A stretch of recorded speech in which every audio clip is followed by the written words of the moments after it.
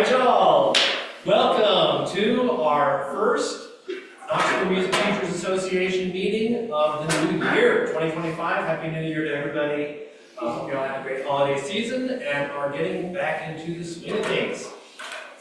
Really exciting meeting we have today with Dr.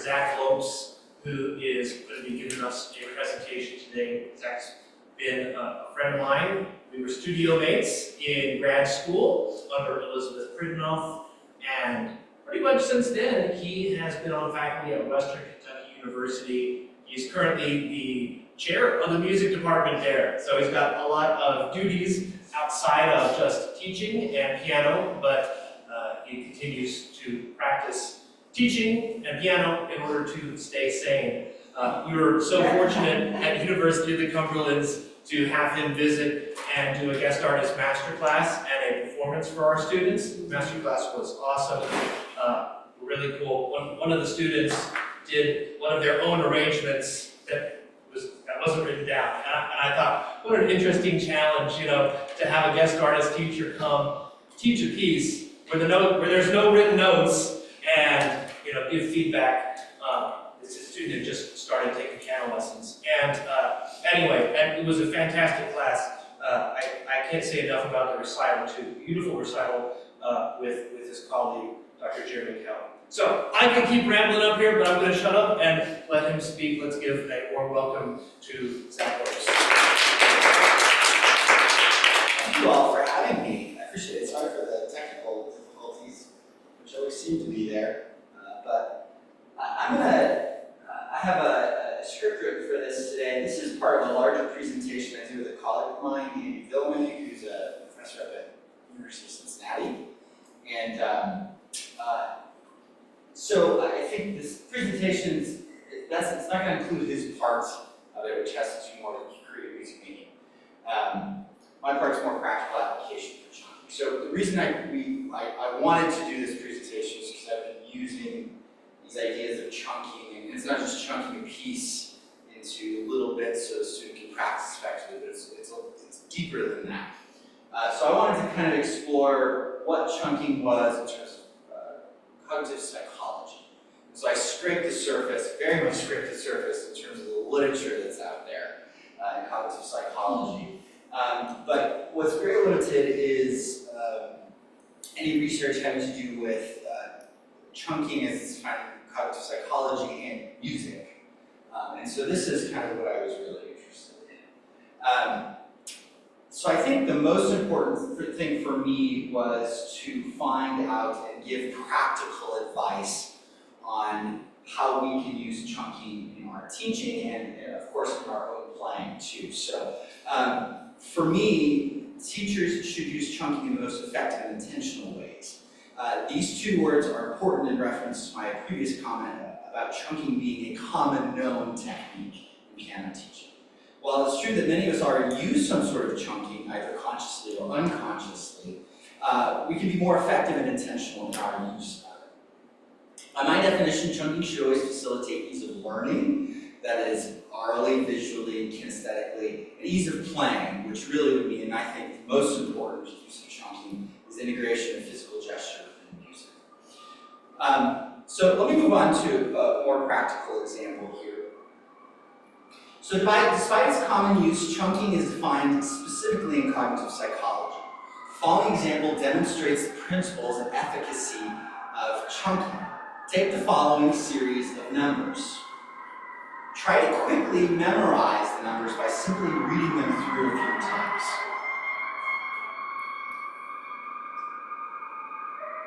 Can you remember them? Now, try to chunk the series into memorable units. For example, if you separate 10, 24, and 1679, you might very well see the date October 24th, 1679. This chunking takes what was arbitrary set of data and transforms it into meaningful chunks. Let's take something a little bit more. The next slide here is a melody for you to memorize. I'm going to give you about 10 to 20 seconds to try to memorize this. Play this melody in your head. You might even mime what fingers you use on your thigh or desk.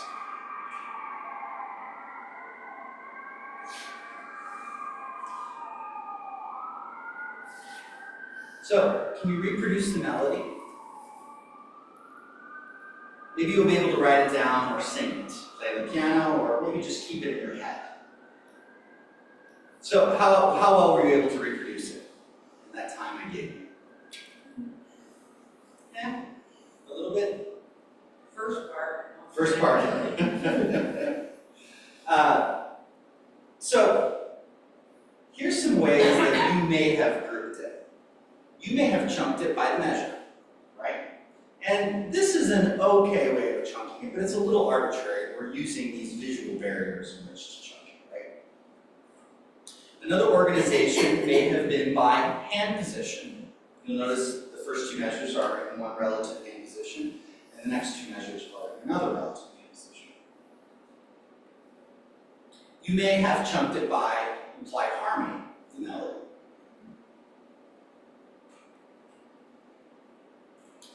Lastly, you may have chunked it with an integration of both applied harmony and hand position.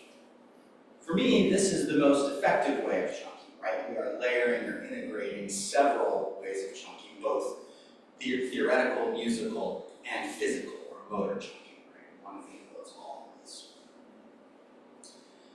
The literature shows an enormous amount of application. We found studies involving chess, language acquisition, video game structure, music, and more.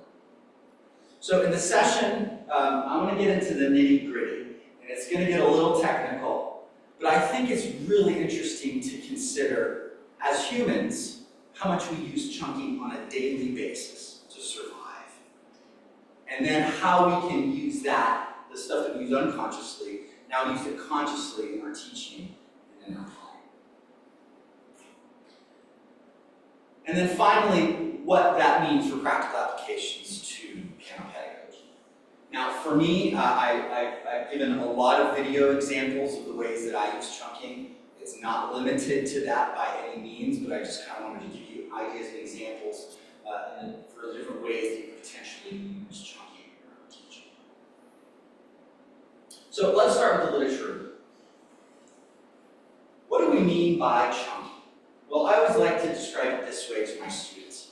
I try to get students to imagine the iconic images of the Matrix, which nowadays is an old reference for a lot of students. They don't really know what that means.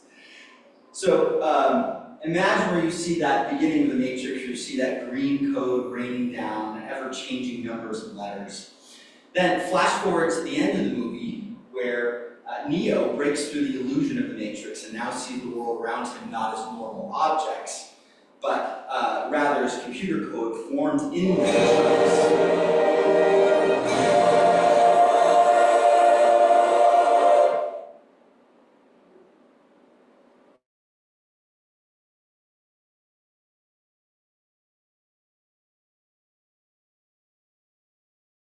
Has been crystallized into meaningful chunks. That is, the individual pieces of code which created a mass of unintelligible information now chunked together to create something intelligible, meaningful, and most importantly, memorable. I draw a direct comparison to the visual aspects of music. Students could very well see the notes on the page as a mass of computer code raining down on the screen. Our job in part is to help them cut through that illusion and see, feel, hear the music as intelligible, meaningful, and memorable chunks. If pulled from the broad scope of psychology, chunking is our ability to organize and group many pieces of related information into one unit or chunk that is easily stored in our memory. We, as humans, not robots, have a limited amount of information that we can hold in our short-term memories. George Miller was the first person to coin this term in his famous paper, The Magical Number 7 plus or minus 2. Have any of you heard of this? Okay. Have you heard of the idea that we can only retain 7 things at one time? It's all sourced from this original paper.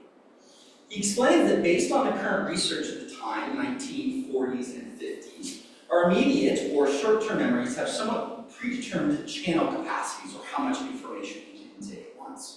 Meaning there's a limited amount of information that we can receive, retain, and transmit in one sitting.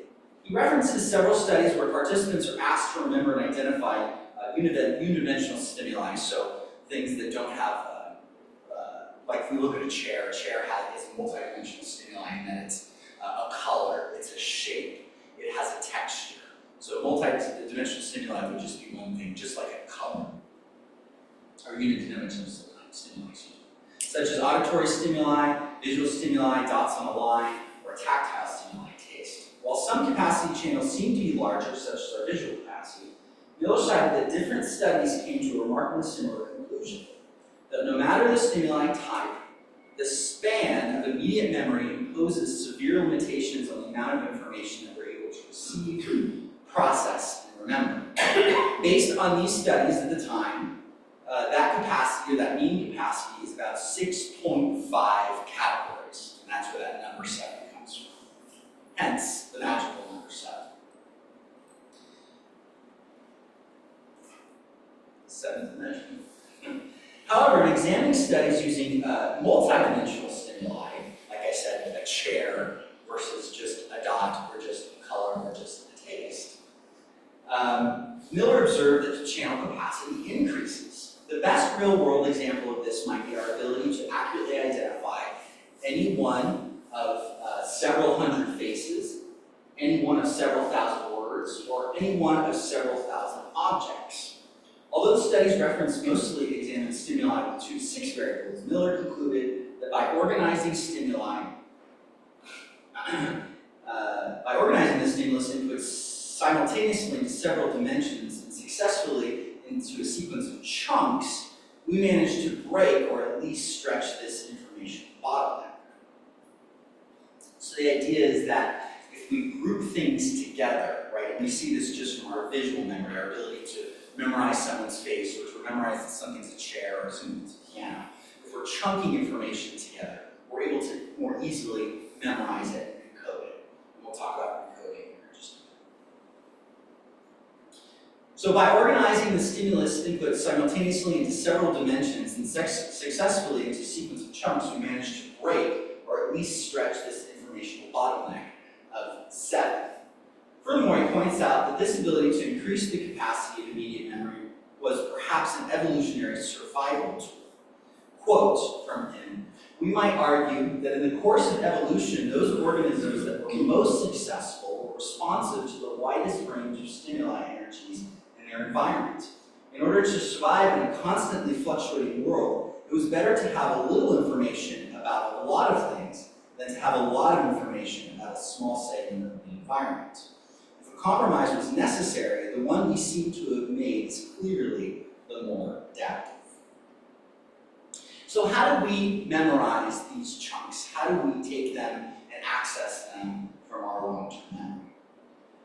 All of this to say is we retain and transmit information better when the things we're trying to remember have an array of defining attributes.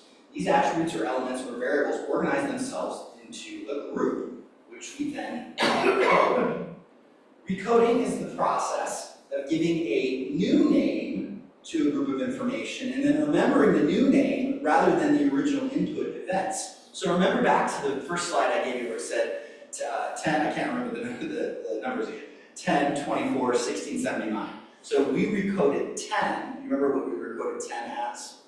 October, exactly. So that's a great example of recoding. So we're renaming a chunk so that we can easily access it. Right? So the new name, Miller goes on to discuss this process of recoding is the very lifeblood of our thought process, as it enables us to build and encode larger and larger chunks, each chunk containing more information than before. He cites an experiment done by a colleague, which was unpublished at the time, where a recoding scheme was used to increase memory of binary digits. This is a quote from him from that study. "It's a little dramatic to watch a person get 40 binary digits in a row and then repeat them back without error. However, if you think of this as merely a mnemonic trick for extending the memory span, you will miss the more important point that is implicit in nearly all such mnemonic devices. The point is that recoding is an extremely powerful weapon for increasing the amount of information that we can deal with. In one form or another, we use recoding constantly in our daily behavior. So, of course, October 10 was one example, but we use recoding a lot in music, and I'll talk about this a little later. Think about music theory, right? When we are talking about a chord, for instance, we say C major. What are the elements of that chord? Right? C, E, and G, of course. So we're recoding as C major. But more importantly, we can recode up a level from that when we say major chord, right? And that's a whole class of chords that we can remember under that recoding. So it's a very, very powerful tool that we use consciously and unconsciously. Miller's paper stands as one of the most cited sources in the chunking literature, and why I gave it so much time today. Since its publication in 1955, many studies have been done to test and confirm Miller's theory about our ability to chunk information. Many of these studies that I encountered focus on the applications of chunking to language. The paper Chunking Mechanisms in Human Learning, published in the early 2000s in Trends in Cognitive Science, points to this idea, stating that some of the clearest evidence for chunking is found in how primitive stimuli are grouped into larger conceptual groups, such as the manner by which letters are grouped into words, sentences, and even paragraphs. This grouping leads to memory and behavioral effects in which the latencies for the output of items comprising a chunk are shorter than when those items comprise a number of smaller chunks.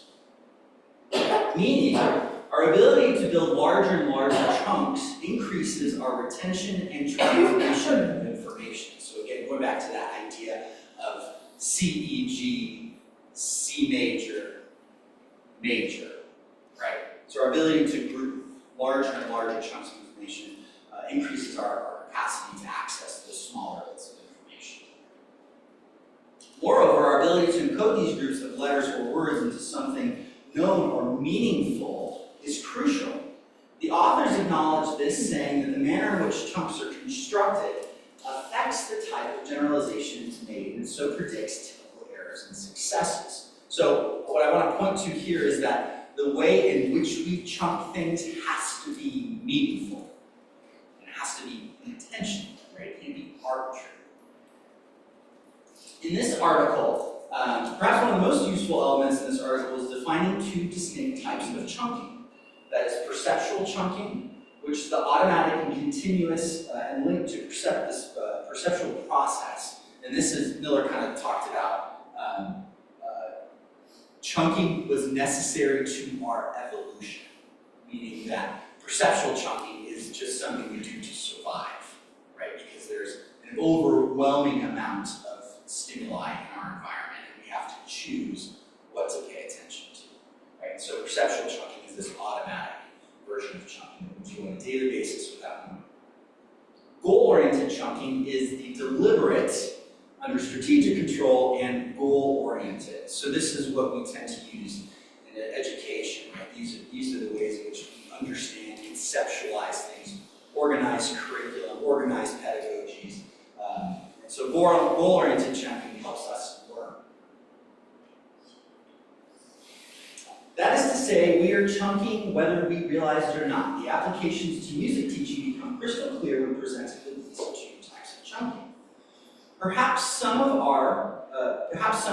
us are chunking unaware, where others may be more chunking aware. There's a couple more articles, one of which I'm not going to touch on right now just for the sake of time. But I'm going to jump over to chunking and data compression and verbal short-term memory. This paper was a challenge to Miller's, remember the magical number 7, was a challenge to Miller's original assertion that short-term memory, or immediate memory as Miller puts it, is limited in capacity and can only hold a fixed number of chunks in one time. And so just as a quick definition, that short-term memory is what we're talking about when we talk about the limitation of channel capacity. So when we're first learning something, right? Long-term memory is what we access with our short-term memory to remember those finite details, right? Recoding is for short-term memory to access information in our long-term memory. In their words, our proposal is that any apparent chunk limit comes about from limits on how efficiently we can utilize the existing codes and the limited information capacity store. Chunking will be effective because it makes better use of the available capacity to store information, and not because the capacity itself is determined by the number of chunks.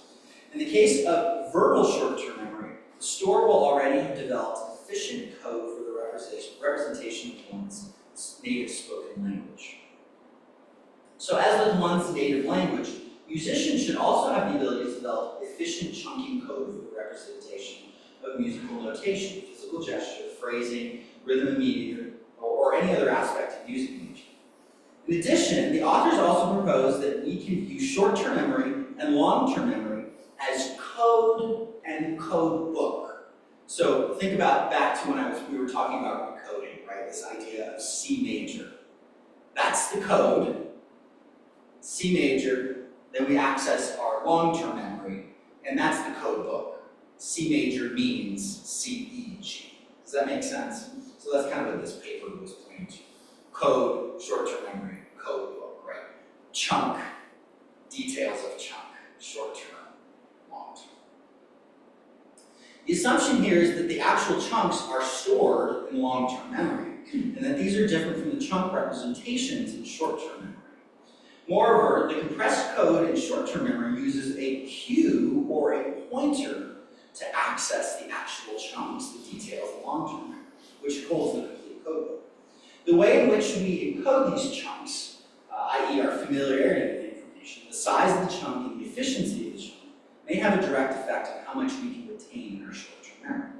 The authors pointed to the idea that sometimes the first letter of a word in a chunk could serve as a cue, pointer, or code for accessing a chunk in long-term memory. All right, I'm going to jump down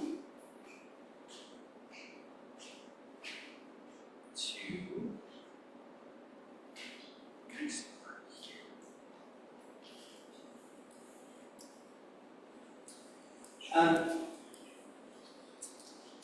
Related to this process is recalling or recovering memory from a partial cue.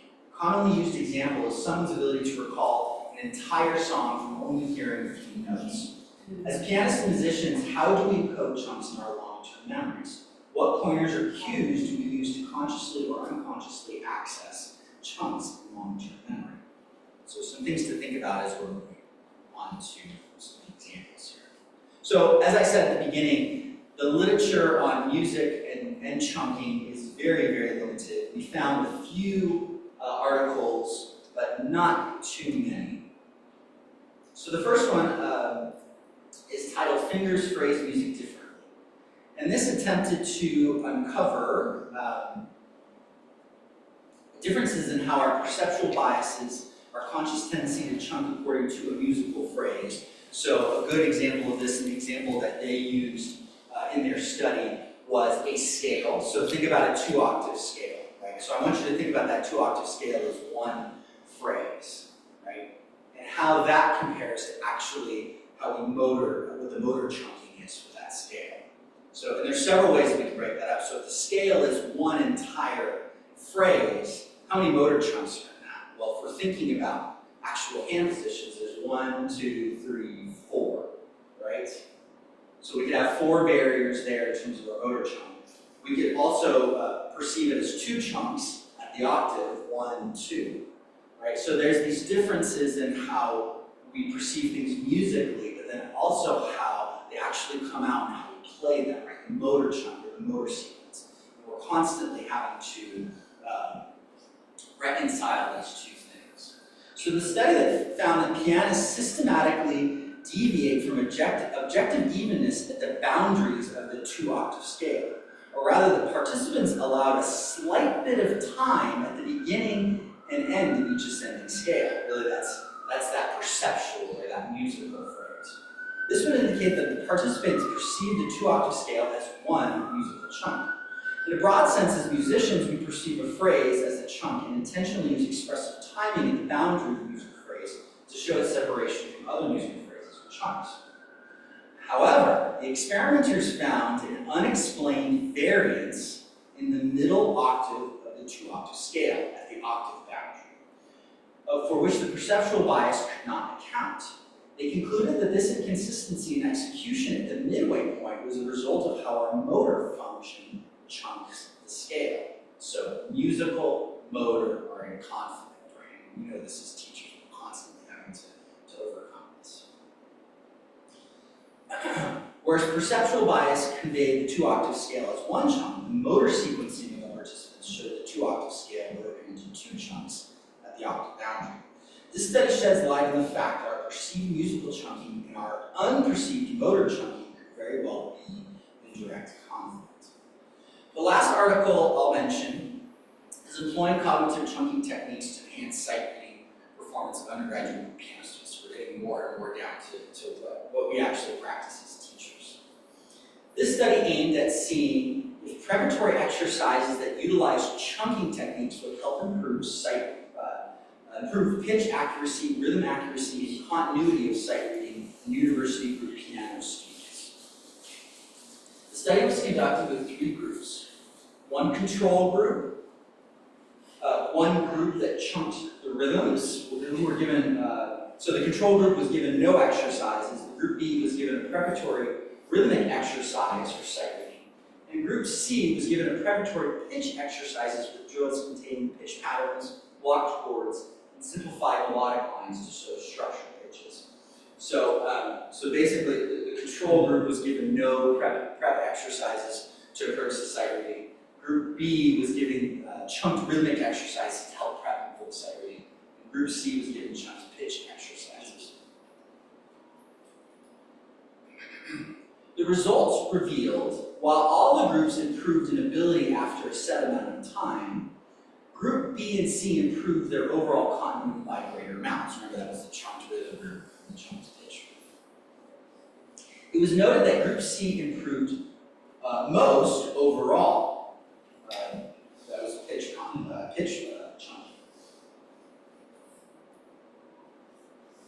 Oops, that should be, I think that should be Group C. Sorry about that. Misprinting there. The control group did not improve this. Gosh, that would be scary, right? Where was I? It was noted that Group C improved the most overall, which the authors attribute to the use of pitch chunking techniques. When the students had a better understanding of pitch chunks, rhythm and continuity were improved. Moreover, when the pitch patterns were under control, students could focus on rhythm, and thus overall continuity. These results may indicate that both types of chunking, preparatory drills, exercises are useful, but perhaps pitch chunking is the most important, as it opens the door to better overall rhythm reading and continuity. This would need to be tested on a much larger scale. No matter, the effects of chunking drills appear to generate positive results.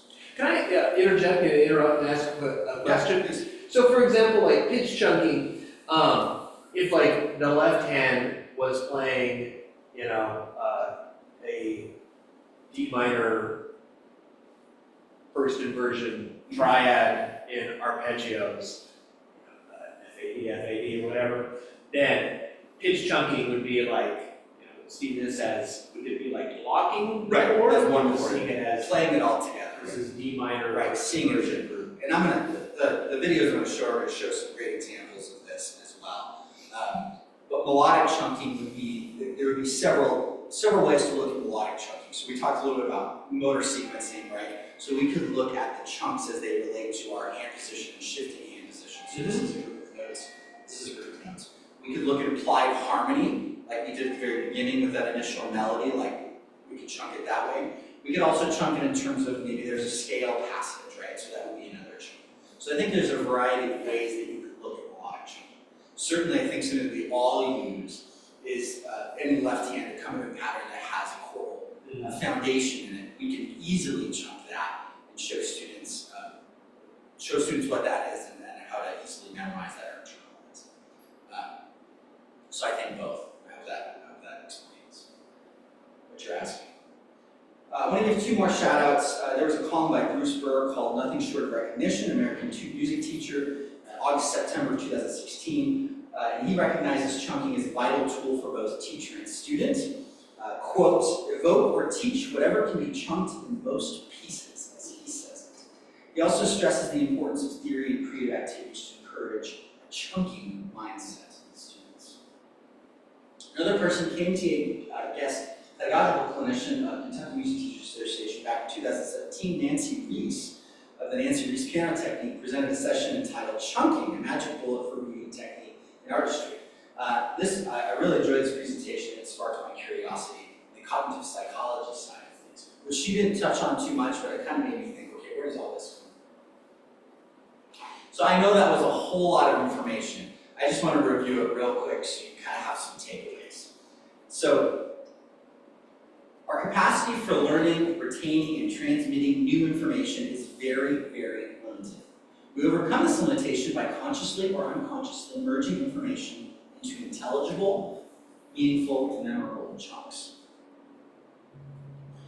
Recoding is an important process by which we can take individual bits of information, group them into meaningful chunks, and recode or rename information by chunk rather than by individual bits. We usually call this a mnemonic device, right?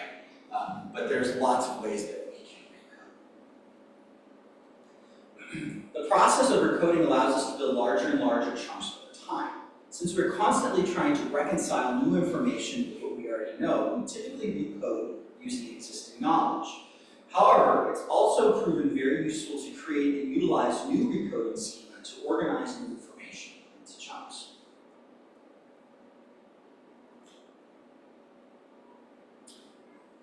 Whether we know it or not, we chunk whether we know it or not. Perceptual chunking describes the unconscious or unintentional chunking of the information, whereas goal-oriented chunking describes the conscious or intentional chunking of the information.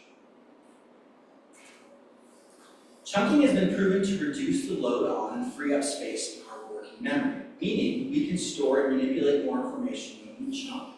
However, efficiency in sequencing of chunking is important. Our short-term memory uses cues or pointers to access the actual chunk in long-term memory. Sorry, a little behind on my things here. As musicians, we need to be aware and work to reconcile the chunking that results from our motor function and the chunking that results from musical phrases. Because of our physical limitations, we must constantly overcome our motor chunking to produce the most convincing musical chunking. And finally, this last part, preparatory exercises that utilize chunking improve continuity and sight reading music at the piano. Moreover, chunking pitches into harmonic or melodic groups or blocks appears to have the greatest effect on overall continuity. In summary, chunking is an incredibly useful cognitive tool that helps us process, remember, and use information on a daily basis.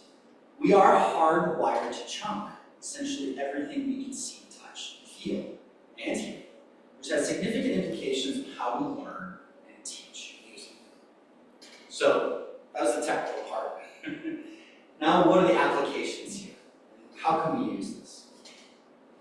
Since we're piano teachers, since I assume most of us are piano teachers here, I'm going to focus on applications in the realm of piano pedagogy since I'm a piano teacher as well.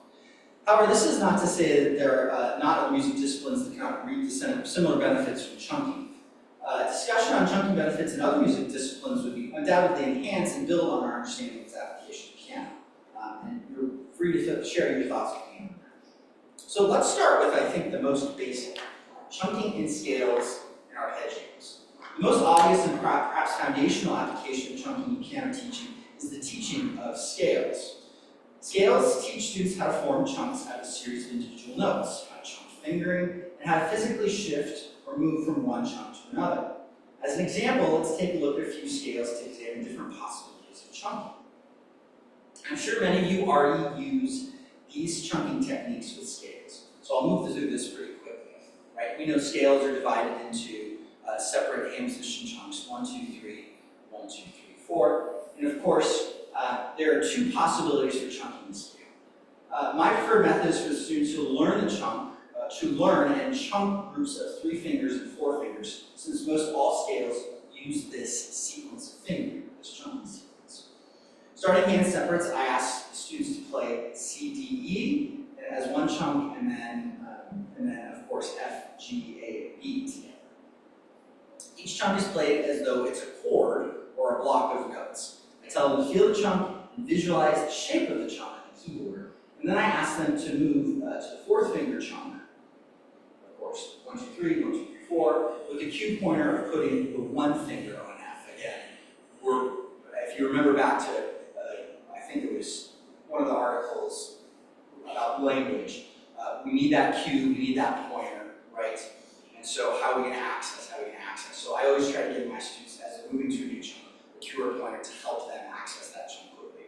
I found the scales pointing to that initial finger, telling them the topography, then they can lay out the rest of the scale fairly easily. I don't think this video is embedded, but it's probably going to pop out here too.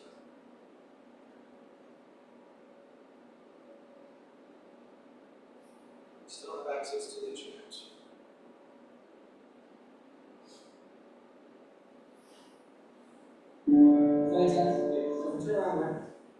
This is a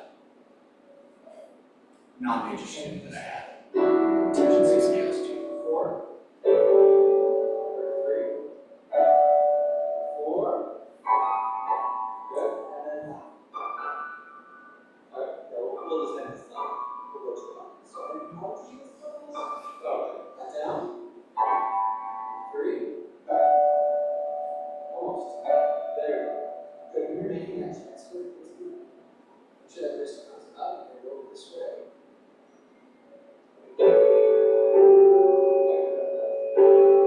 Okay, so between one and actually you can continue on.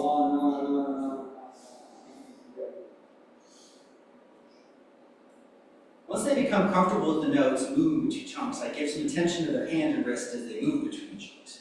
Finally, I ask them to play the individual notes of the scale, imagining the chunks, both fingering the notes as they play up and down the one octave. At this point, I attend to how their fingers contact the keys, flexibility of their bridge and general wrist and arm movements. While chunking this out, I like to point out the different contours on the keyboard as compared to C major scale, so that was D major. So just pointing out where their fingers might land, the hand position, based on the topography. The hand has to be oriented slightly different depending on the scale. Contour and shape are very important to both the visual and kinesthetic attributes of the chunk. As stated in the literature, this multidimensional approach is essential to sequencing and internalizing the chunk. Another approach, which I've also used, separates the thumb from the chunk. This is most effective with scales that are dominated by black keys. So that would be B, D flat, G flat, etc. So here, the thumb is separated out from the chunk, and this can be used on either side of the scale.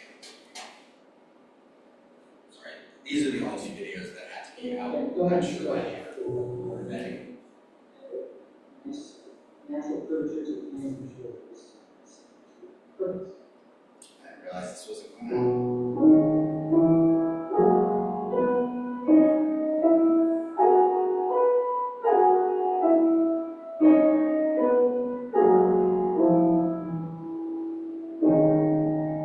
Right, so what you pointed out before about the cross underneath the lower thing. So now can you try doing B with the gloves? Let's go slow. Let's try slow.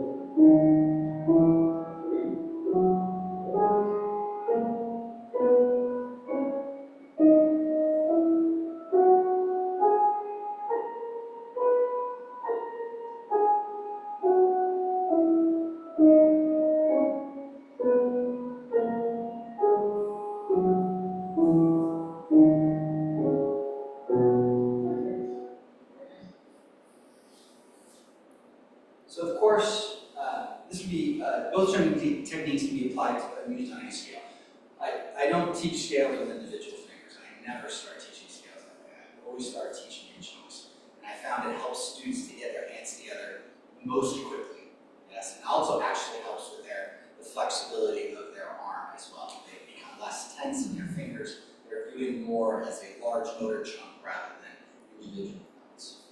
find that they can, especially in the black keys, very, very quickly if you start with chunks. That's the beginning.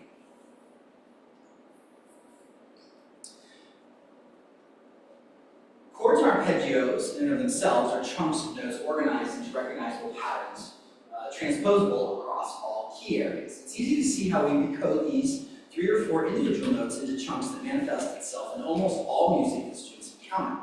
The chunking of chords starts with playing simple chord progressions, of course, but a student can quickly move to hand-over-hand arpeggios and then standard 2-hand arpeggio. Students should practice playing chords in both hands through successive octaves to practice flexibility of wrist, movement in and out of the keys, and making a variety of different sounds. Here's an example of a student learning how to play a right-hand arpeggio in C major. His very first attempt. We start by chunking the chords with 4 octaves, and then work on how the hand and weight transfer from octave to octave. Finally, work on playing individual notes with the same physical gesture. Quick note. This was like in the middle of the pandemic, so thus the masks and the really strategic place of cleaning up. I didn't mean for those to be there. I didn't notice until afterwards. So, as you're going through that, let's try to get that gesture and transfer between them. So as you're playing a chord, you want to pull your hand away from the thumb, raise it up. Yeah, exactly. And rotation, yes, exactly. The hand. And free move the thumbs.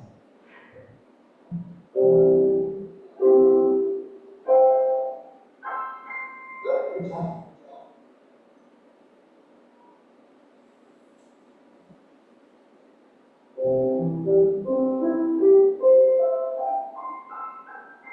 Okay. Feel smooth.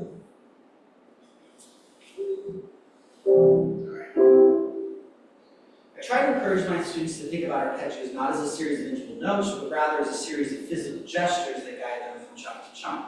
This seems to reduce tightening and stretching of the thumb and rigid movements of the arm. Once a student understands chords, they can use this knowledge to chunk accompaniment patterns, arpeggiated passages, and numerous other applications of chords. Chord scales and arpeggios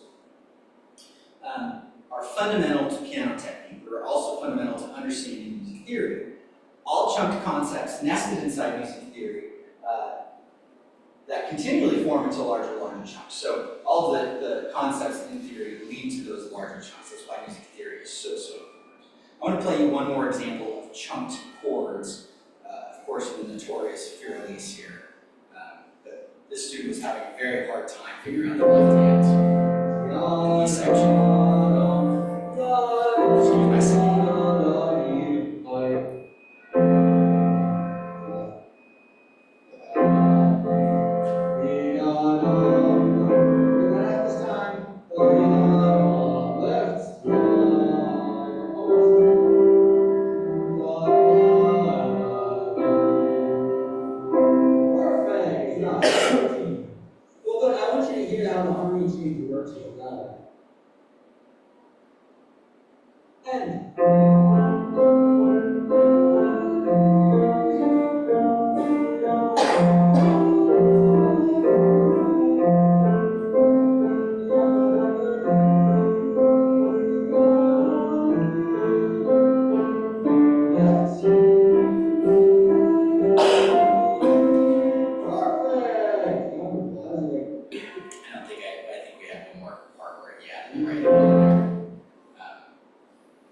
So as I said, knowledge and practice of music theory is the ultimate chunking guide. This is the most important reason to teach theory, right? Because it's going to directly apply to a student's ability to perceive and take that image of the matrix at the beginning and form all of those the crazy code into intelligible chunks.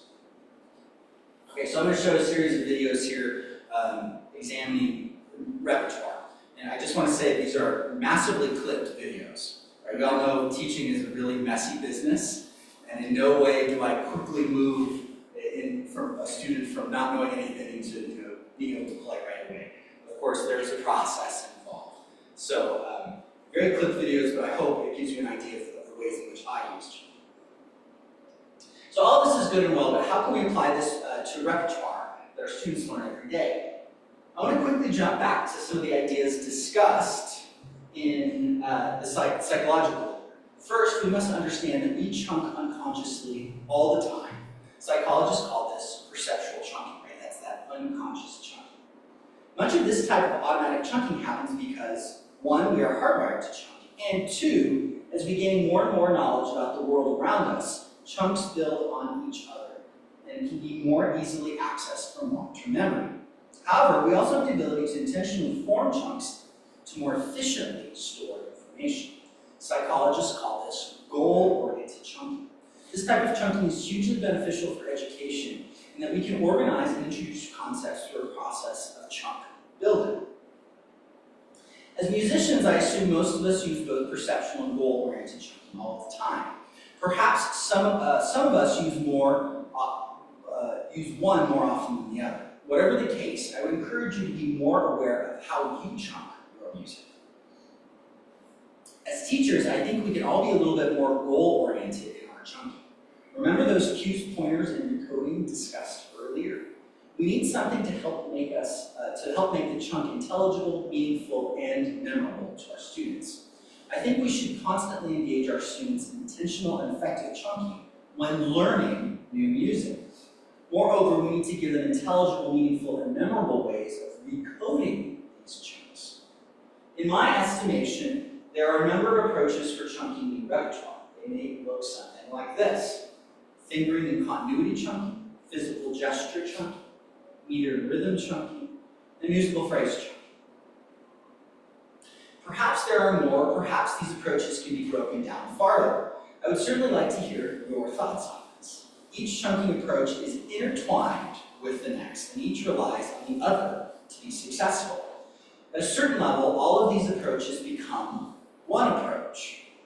The experienced pianist likely thinks about all of these things at once when learning a new piece of music.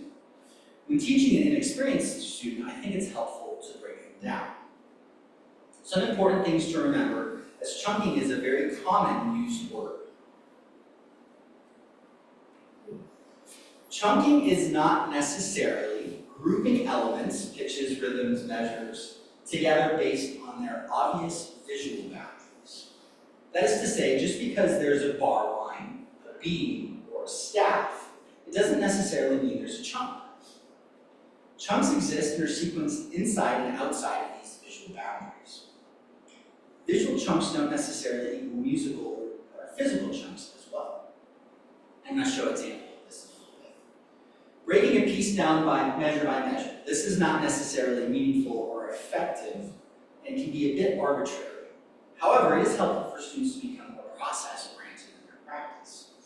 Instead, perhaps think about how music is chunked by its implied harmony, its hand position, its musical form, and so on and so forth.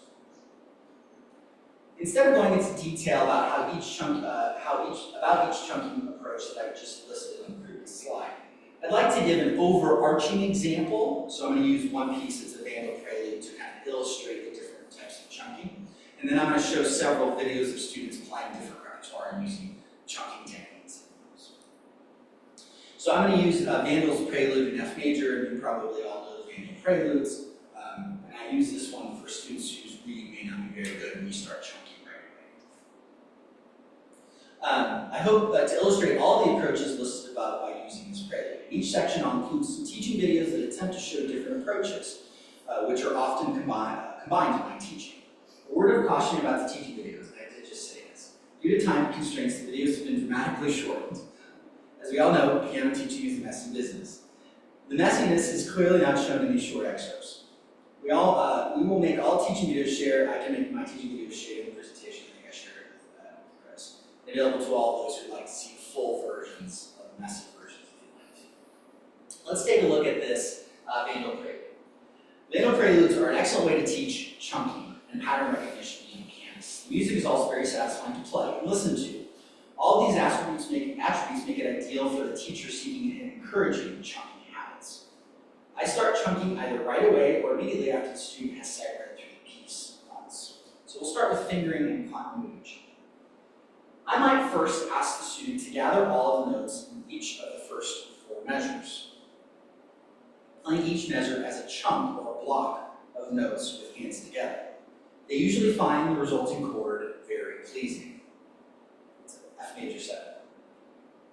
I have them do this with all 4 measures of the first line, minding the crossovers in measure 3 and measure 4, and I have those circled there. We do this outside of any pulse, just however long it takes the student to find each chunk and internalize the fingering.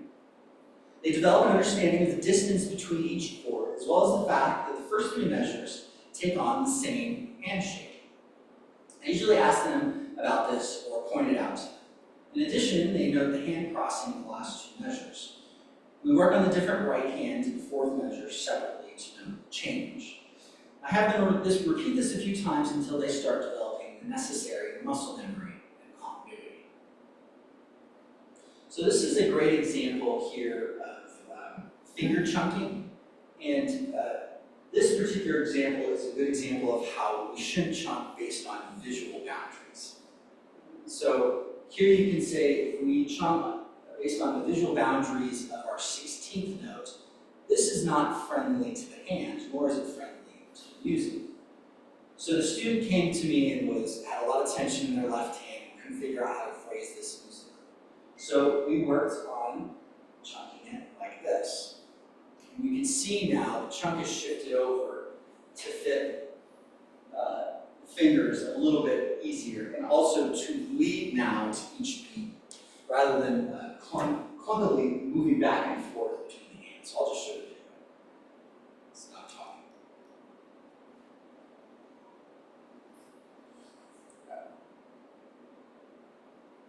Show you.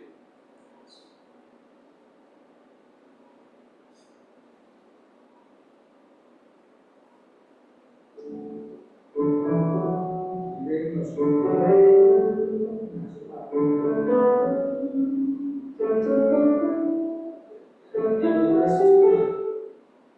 I don't know why I wasn't playing the presentation.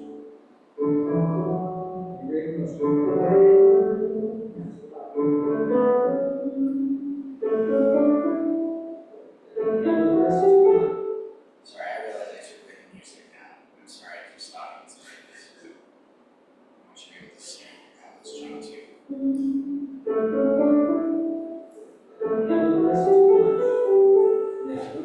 So I didn't have her block it because I didn't think that was very musical. I wanted her to hear how each of those small phrases led forward. Pull back and push. Let's see what we do about that. It's not, you're not gonna actually put space in there, it's gonna feel like it.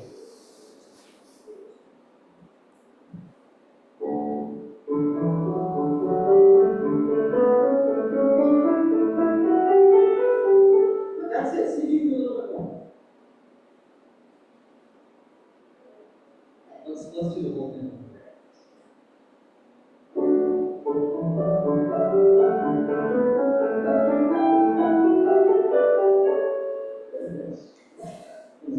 So there's a pretty dramatic improvement over the brief period that we had in the lesson.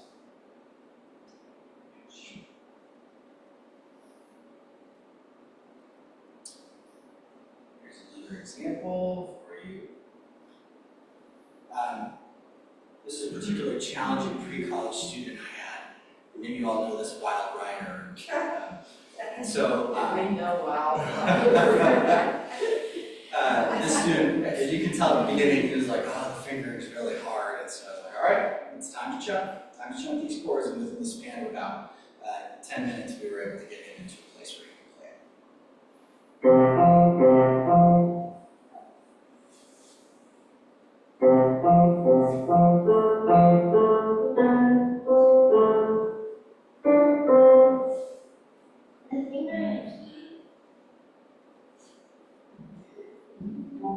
Okay, let's do all 3 chunks in a row. Ready? Start with the first one. That first chord. The second one is F major with a D. Third one is C. But let's do that. Let's hold for 2 beats. So it'll be 1, 2, 1, 2, 1. Ready and go. 2.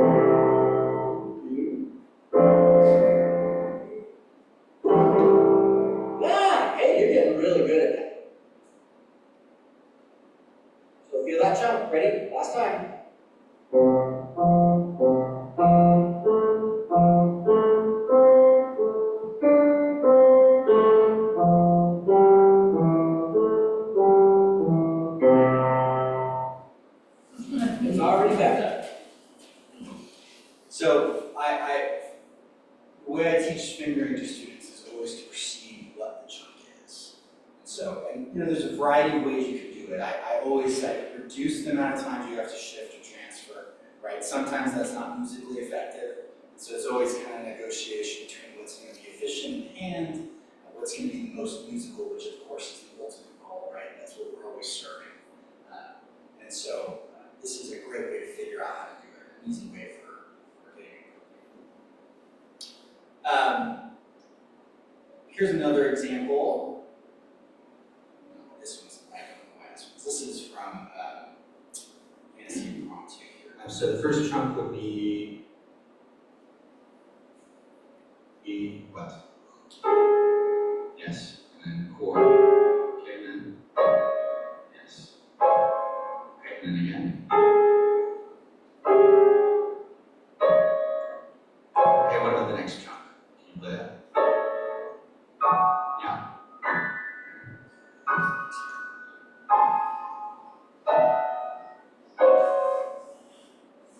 Sorry about that. I don't know why this one. I thought this one was integrated too. Let me start back. So the first chunk would be what? Yes, and then chord. Okay, and then yes. Okay, and then again. Really battling to get his wrist down. Okay, what about the next chunk? Can you play that? Yeah.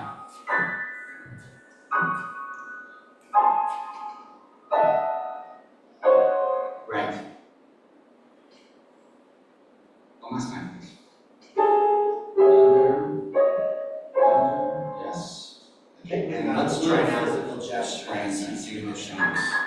Chunking.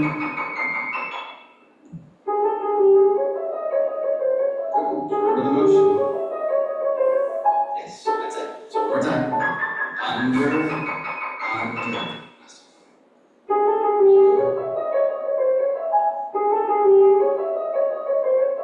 That's the end. Move lift.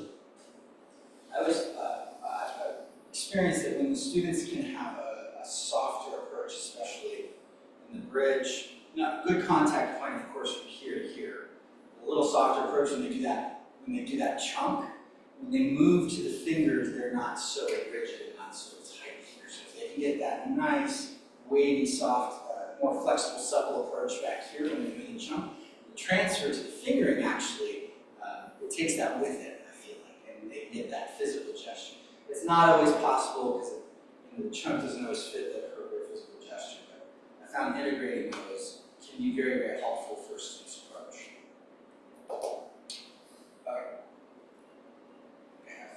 One more. Okay, good. So we're going to move on to physical gesture. So without too much delay, and once they've started to gain some continuity, I asked them to think about the hand, how the wrists, hands, and arms should help them shift from one chunk to the next. Wrists float up, hands follow without much effort, and the arm moves forward and over to the next chunk. If necessary, I help move their arms to show them the feeling. Again, using blocked chords, we practice this a couple times until they show signs of understanding. Now might be the time to insert some pulse, as the physical gesture needs to be integrated into the larger feeling of beats. 4 beats per chord, and the last 2 measures can be a half note with 2 quarter notes with crossover. Before they leave, I allow them to separate out the notes and try to play slowly in time. I remind them that the shift between chunks and how it should feel. We practice all of this at home. So, of course, I think one of the most important things with chunks, and I'll address this at the end, is actually showing, developing physical gesture, and through all the physical gestures, we're developing a choreography for the piece. So perhaps that's the most important thing. And so, at first, when they're learning the chunks in groups, I do it without any pulse, right? It's just recognition, figuring out where the notes are, kind of locating everything, coordinating the hands, right? And then once they can do that, then the physical gesture should integrate meter and rhythm, right? Because our choreography has to be rhythmic and it has to be pulse-oriented when we're playing it, you know? So I find that's really important. We can't be without that, because if the gesture is too slow, then it can't be integrated properly into what the piece is actually asking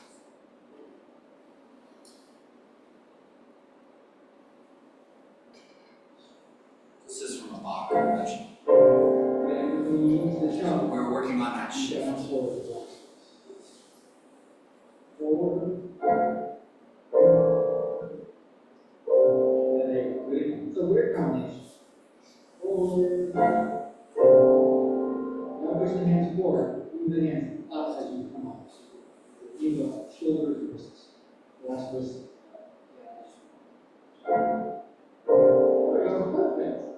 I was trying to get him not to lift like this and over. I was trying to get him to relax the wrist. Same gestures, same Tension here. Like, perfect.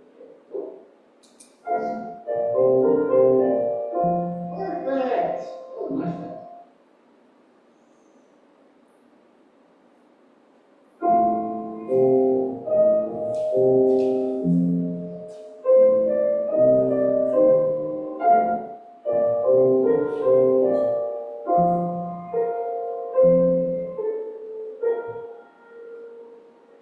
And he'd come into the lesson was really struggling to get this in time, had a lot of tension. So we alleviated both of those things and practicing it slowly, chunk, so he could kind of get that macro gesture. Some funny fingering in this is from Chinese piano sonata. And we're working on kind of these weird shifts in the left hand.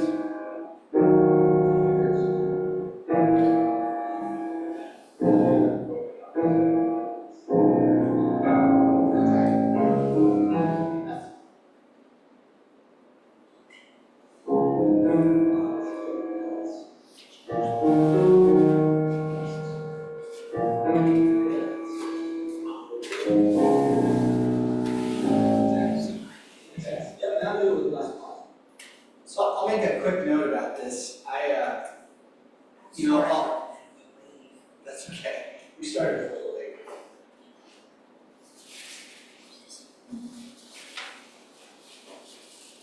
It's a great presentation. It's great. It's okay. Yeah, we use that way. You're good. I often have them separated out with a pause in between so they can kind of get the feeling of how it's all connected together.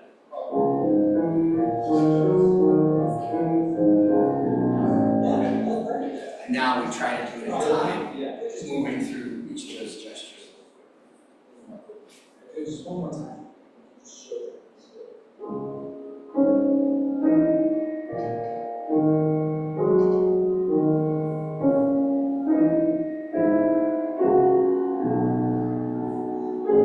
Is that the finger you want to use? Go for it. We were arguing about the fingering a little bit. I'll skip over this one. It's just another example of showing how the student needed to shift along. So as we're playing that 2, 3, 2, 1, 3, 2, 1, and lifts and shifts. That's what we do. So again, if he was having trouble and having a lot of tension, yeah, for you to see, he's free to rotate. To rotate this way. There we go. That was better that time. Nicely done. Yeah, you're close. Do it one more time. Again, I think you're slightly too rotated out. Too rotated. Yeah, I think it's awkward. You won't be able to actually say that. So go ahead. Yeah, one time. Good. You gotta release the thumb. There. That was pretty good. Okay, good. So we're gonna jump in now. Let's go ahead and see if we can do it. Hands together.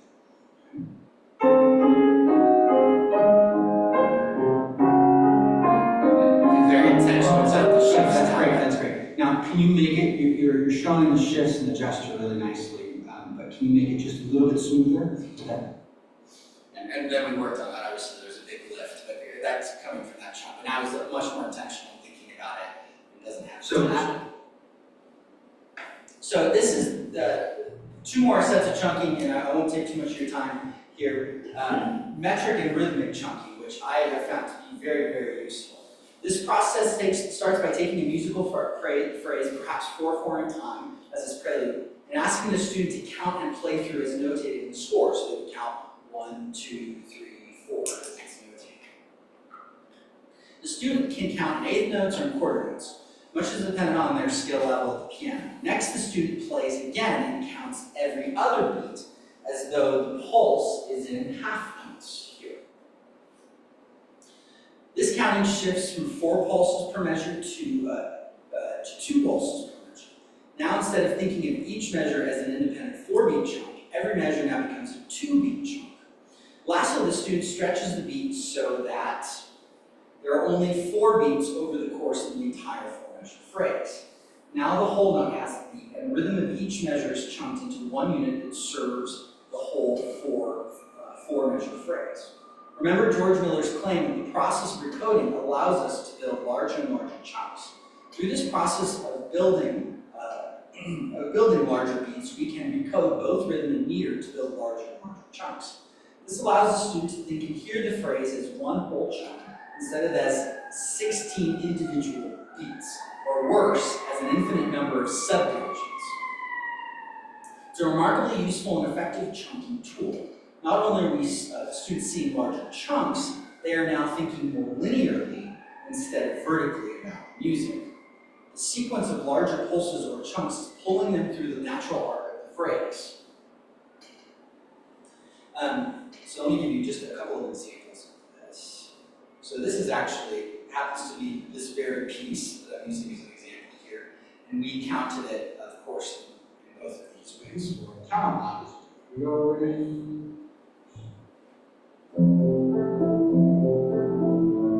This is half notes. 1, 2, 3, 4. So we're counting at the half note pulse. So now feel it.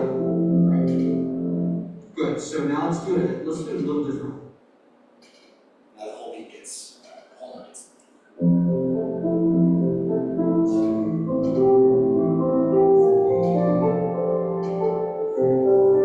Nice. Good. So now that you're congealing mode. Now, here's the next thing I want you to think about. So instead of thinking of this as 4 separate measures, we're going to think of this as one entire phrase. Now I said, okay, so the whole chunk shaped to the 3rd beat. 2, 3.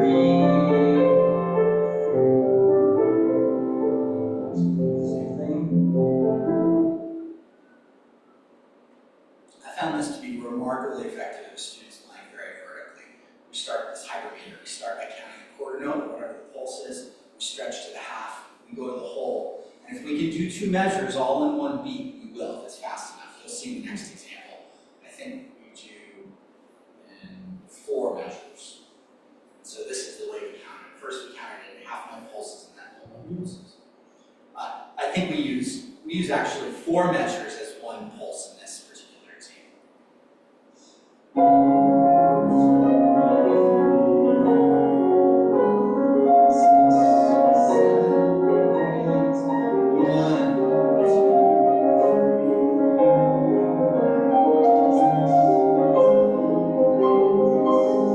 So each measure got a pulse in that version. Right. And that's what he breaks the phrase. Okay, so Now we're counting 1 beat for every 2 measures.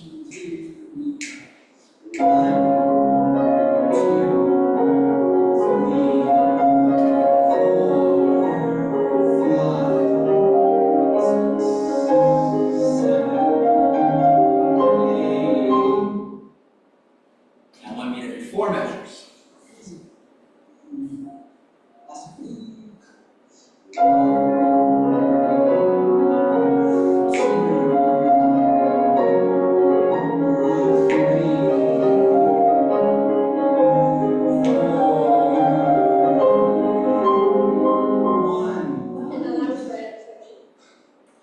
So this is really effective, I think. It gets the student, because I think with piano playing so much of the time we're thinking individual dots and individual notes. We're not singing through the line, and this gets them a really easy and practical way to do that now.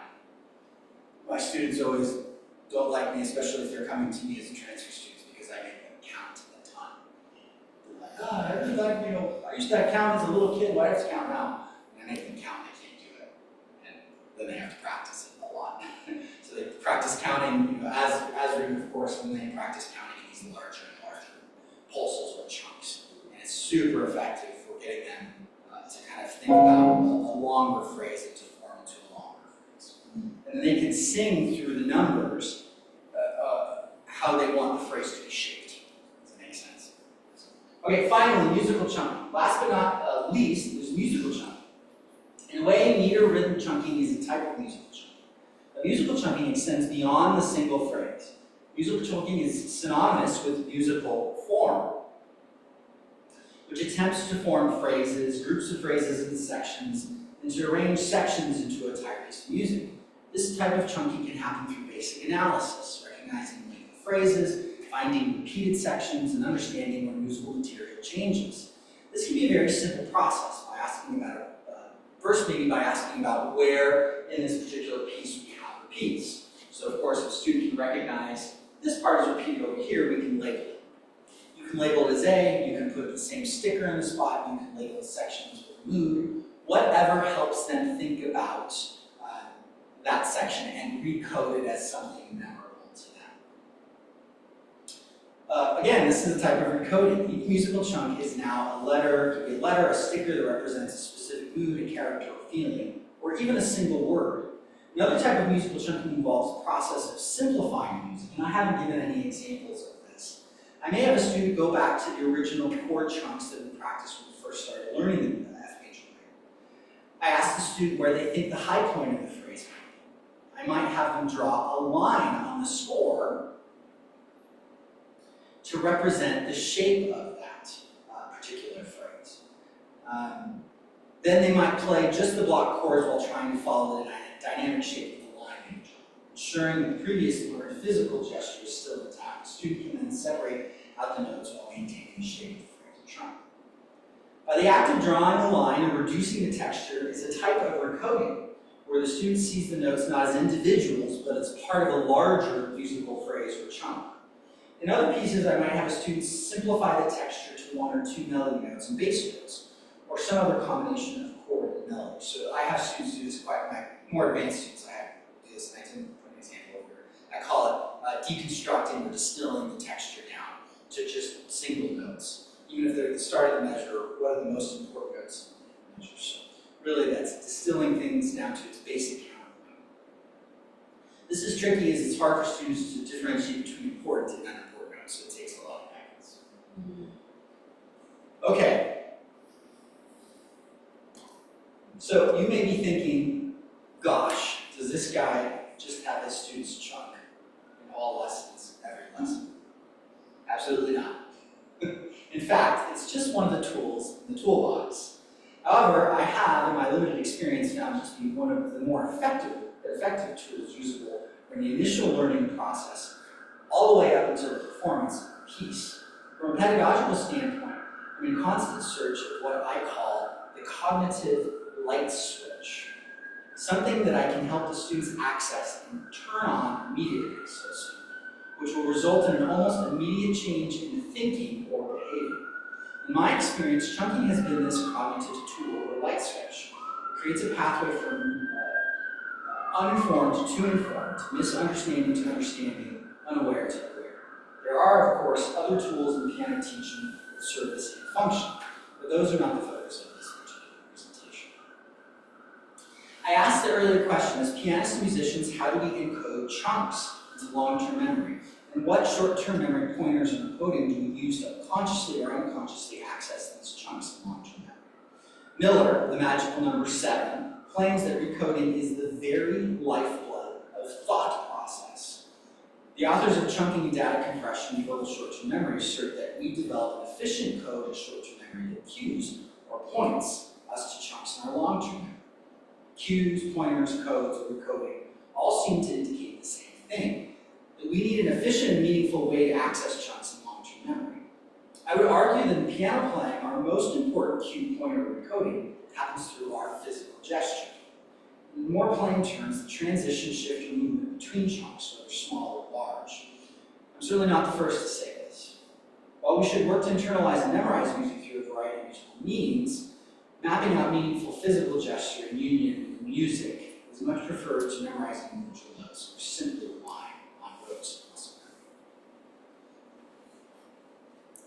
Thank you. I know that was very technical and very involved, but I hope I gave you some practical application. Do you all have any questions? So do you use this mainly when you're first breaking down a piece? And that's the way you would introduce it perhaps?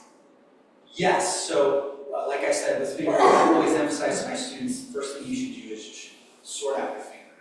Because as soon as you don't do that, you develop habits, you become unaware, and you use what I call cycling fingering. So right away, if a student's working on fingering or teaching them how to lay out the fingering piece, we're working on chunks of them to figure out how does this lay in the hand, how will this fit best. So yes, they're learning, or if they're not, if there's a lot of tension because of a particular shift or a particular movement, we go back to the chunks to figure out how to move. So again, that's fingering, physical gesture. But I use it all the way up until performance. So what we did at the end with kind of that meter chunking, I use that more towards the end. If we're working on phrasing, that might be one approach that I use and say, hey, you're thinking very vertically about this. We're not moving into the downbeat of this measure to this point, so we will not use measure chunking. So it just really depends on where they are in the learning process. It could be that they're far along, but they have a lot of tension in a particularly difficult passage, so we might break it down into a few chunks, whether it's actually blocking it or just playing it like I was playing some of those chunks separated with pauses to really emphasize and show the transition and develop a more natural movement from one place to another. So it just really depends on the issue at hand. Again, I'm not like, chunking is like the only thing to know. I think it's just one thing that we can access, but I found it's really useful for that light switch effect, if you approach it correctly. So, really it's the spectrum. I think maybe it's most effective, it can be most effective at the beginning. Your piano lesson. Right, yeah. Anything else? Cynthia, you always have such good questions. Okay, I have a question. Yes, please. They're not always good questions, Yes, they they're are. just questions. I'm thinking of one of my students in particular. I know you don't teach your students, or do you? I don't know. I mean, I've taught a lot of younger students a while ago, but I don't teach as many younger students now. Okay, I have one who is playing a piece by Dennis Alexander called Fallen Leaves, and it's a primary one piece from the festival. And so he decided, because he said that he wouldn't know, that's the piece he wanted, even though I knew it was a little more difficult. But I thought, okay, he loves it enough, he's going to do it. He has really struggled with it, and I'm wondering if chunking can help him with this, but at the same time, he's not able to do the, what you call recoding. He doesn't know, because of his lack of theory at this age. So, do you have any suggestions? Yeah, so I Or think, even with so take the Vandal Preludes, for instance. I think we're always trying to, I think the most traditional methods now are trying to aim for music literacy first, right? We're trying to teach students how to read music. There are lots of methods that take the more rote approach, right? Suzuki is a great example of this. And so I think, in my experience, having a blend of those two things is really helpful. We want the students to develop good reading skills, but at the same time, there are technical things that can be best taught through rote learning. Does that make sense? Actually, that is what Bailey suggested, because we were talking about this So all that to say that chunking theory is the ultimate way to get students to chunk by themselves. But it's not to say that you can't chunk without those concepts. Does that make sense? Yes. So you could sit and teach him those groupings. And one thing I use a lot with students is, especially if a student is struggling going from one chord shape to a different chord shape, we'll work on how that transfer works. So talking about the hand shape, what it looks like on the keyboard. So if a student's struggling from moving from one chord to another, I will literally have them play the chord, put their hand in their lap, envision, feel what that chord looks like in their hand, look it on the keyboard, lift the hand in place. No preparatory exercises. So all of that to say, teaching him actually what the hand shape is and how it looks, the topography of the keyboard, literally the layout of black keys and white keys, and how that might move to a different chunk. So this is really, what I'm trying to say is, rote teaching through chunking would be a really effective way for him to figure out how the piece is organized. Does that make sense? Without having to rely on theory or notes or any of that sort of thing. That makes sense. So that, if it was me, that's what I would do. I would try to find a way that I think he could understand it quickly. Although, again, you're kind of undermining the literacy part of it. But who knows, maybe he would better connect those two things if he had the rote teaching. I would rather him play it musically than just play notes. Right. So, Yeah.